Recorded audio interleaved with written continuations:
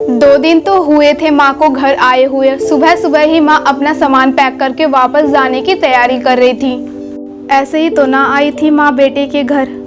आने का कारण भी खास था। बहू की डिलीवरी हुई थी और दादी बनने का नसीब मिला था माँ को। माँ दौड़ी दौड़ी खुशी खुशी अपने कॉलेज से छुट्टी लेकर आई थी और अपने पोते का मुंह देखने के लिए। बड़े कॉलेज में लेक्चरर होने के बावजूद यह सोचकर बैठी थी कि पोता ही होगा तो अच्छा होगा। माँ के अरमानों में तब पानी फिर गया जब बहू ने बेटे को नहीं बेटी को जन्म दिया। हालांकि माँ ये सब अपने चेहरे पर दिखाना नहीं चाहती थी, लेकिन उनका बर्ताव सारी बातें को बयां कर रहा था। माँ को वापस जाने की तैयारी करता देख बेटा माँ के पास आया और माँ से बोला, माँ 2 दिन तो हुए हैं तुम्हें आने को और तुम जाने की तैयारी कर रही हो। अरे बेटा तुम तो जानते ही हो कॉलेज फिर से शुरू हो गया। तुम्हारे पापा और मेरा लेक्चर फिर से शुरू करना पड़ेगा। ज्यादा छुट्टी भी तो नहीं ली।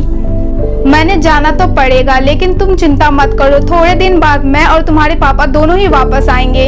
अगले दिन सुबह सुबह माँ नहा धोकर जाने के लिए तैयार थी। बेटा किचन से चाय बनाकर माँ को देता है। माँ बेटे को बहू और पोती के बारे में पूछती है। बेटा कहता है दोनों सो रहे हैं। माँ बेटे से कहती है, खुशी की बात है बेटा, तेरे यहाँ लक्ष्मी ने जन्म लिया है, लेकिन मेरी मानो तो अब तुम और बहू मिलकर एक बच्चा प्लान कर लो ताकि तेरी फैमिली पूरी हो जाए। हो सकता है मेरी बातें तुम्हें पुराने जमाने की लग रही हो, लेकिन थोड़ा प्रैक्टिकल होकर सोचो।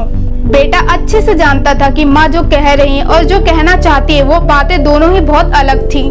बेटे ने अपने जेब से अपना मोबाइल फोन निकाला और उसमें कई मैसेज माँ को दिखाए और बोला, देखो माँ तुम्हारी बातें तुमसे पहले ये दर्जनों लोगों ने मुझे मैसेज में कह चुके हैं। हर कोई डायरेक्टली या इनडायरेक्टली मुझे यही कहने की कोशिश कर रहे हैं कि बेटा होता तो अच्छा होता, या फिर आगे बेटे के लिए ट्राई करो। माँ तुम चाहो मुझे जो भी समझाने की कोशिश करो, लेकिन मैं यही कहूँगा तुम और पापा दोनों ही पुराने सोच को पकड़े हुए हो।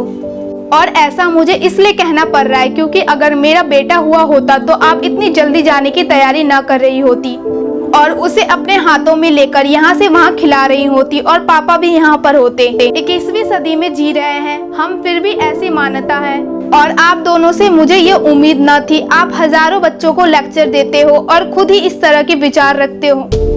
अगर आप ऐसा मानते हो कि बेटा और बेटी दोनों ही होंगे तभी फैमिली कंप्लीट होगी, तो मेरे एक सवाल का जवाब दीजिए कि मैं अकेला क्यों हूँ, मुझे कोई बहन क्यों नहीं है।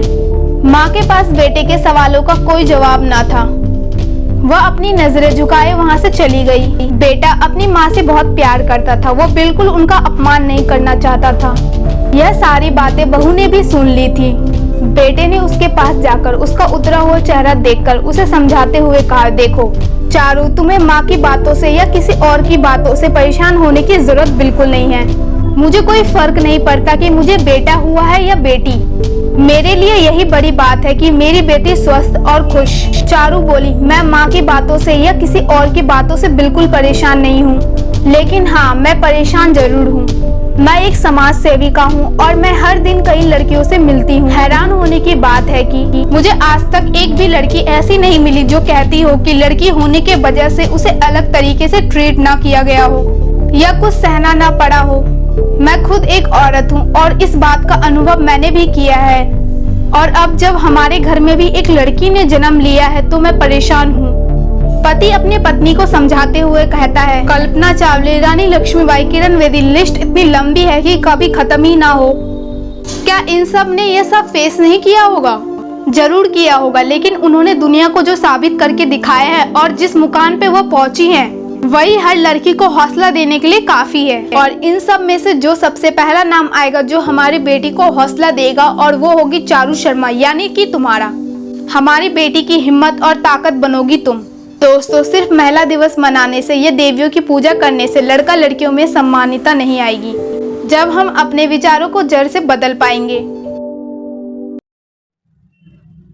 हेलो दोस्तों, स्वागत है आपका इस वीडियो में। सब्सक्राइब कीजिए थिंक विद ब्रेन चैनल को और क्लिक कीजिए बेल आइकन पे, जिससे आपको मिल सके मेरी लेटेस्ट वीडियो की नोटिफिकेशन सबसे पहले।